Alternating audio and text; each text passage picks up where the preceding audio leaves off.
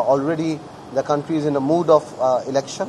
আমরা এই মুহূর্তে এই জিনিসটাকে আমরা করতে চাই না, বিকজ এটাতে পিয়ার পদ্ধতি ব্যাপারটা এখন অনেক কনফিউজ করবে এবং এটা প্র্যাকটিক্যাল না। এখন এই মুহূর্তে এই জিনিসটাকে ইন্ট্রোডিউস করাটা প্র্যাকটিক্যাল না। আমরা জুলাই সনদ নিয়েও কথা বলেছি, আমরা বলেছি যে এই সনদের ড্রাফট কপি আমি শিওর সবার কাছে যাবে। সবাই একমত হলে এইটা জুলাই সনদ হিসাবে আখ্যায়িত করা যায়। কোনো দল যদি নিজে দিতে চায় তাহলে সেটাকে ওই দলের সনদ বলা হবে, বাট আমি মনে করি না জুলাই সনদ দেয়া কোনো রাজনৈতিক দলের ওই এখতিয়ার আছে একা একা একটা সনদ দিয়ে দেওয়াতে এটা জুলাই সনদ বলে আখ্যায়িত হবে আমি মনে করি না। এবং বিএনপিও আমাদের সাথে এই ব্যাপারে একমত।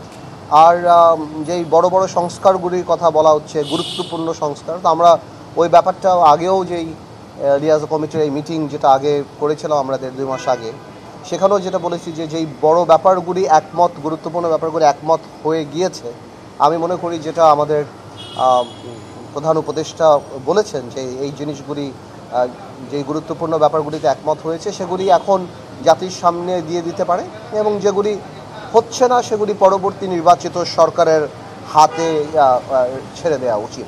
মানে আমি মনে করি যেগুলি হয়ে গিয়েছে সেগুলি এখন জাতির সামনে দিয়ে সামনের দিকে এগিয়ে যাওয়া উচিত, এবং বিএনপিও এটাতে একমত।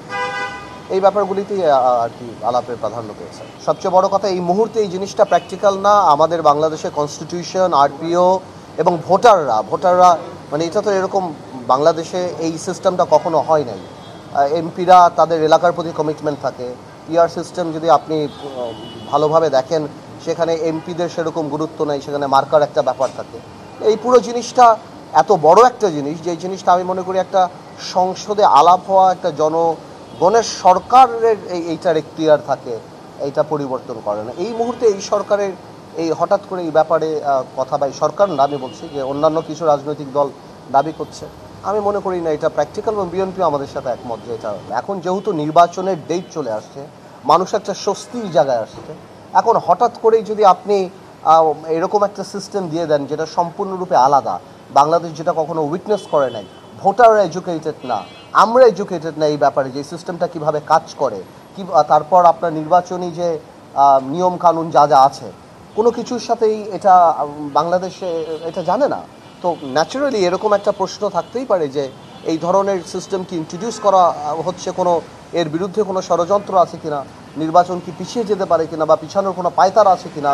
এটা তো খুব স্বাভাবিকভাবেই এই জিনিসটা সবার মাথায় আসতে পারে।